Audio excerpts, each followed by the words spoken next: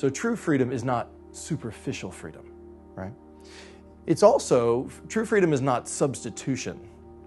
What I mean by that is the goal isn't to trade one sinful habit for another.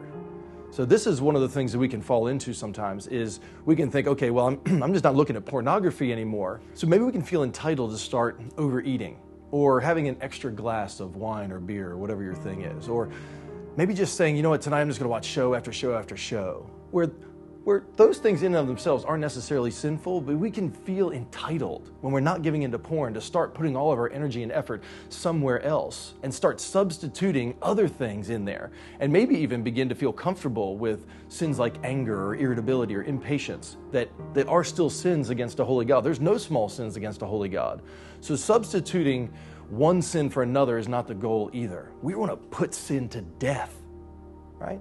So those things, that's none of that is what true freedom is. True freedom, though, is Spirit-filled freedom, where God, upon conversion, you are given His Spirit, sealed until the day of redemption, and now we, by His grace, are filled with His Spirit to walk in the newness of life. True freedom is Spirit-filled freedom. Listen to this from Galatians 5. You were called to freedom, brothers and sisters, so walk by the Spirit, and you will not gratify the desires of the flesh.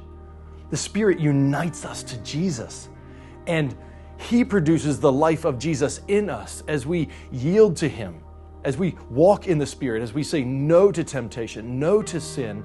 He fills us, and then we experience the life that we were created for, a life of freedom and joy and peace.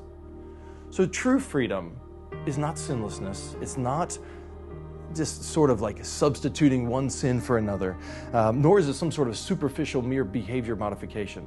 True freedom is Holy Spirit-filled freedom.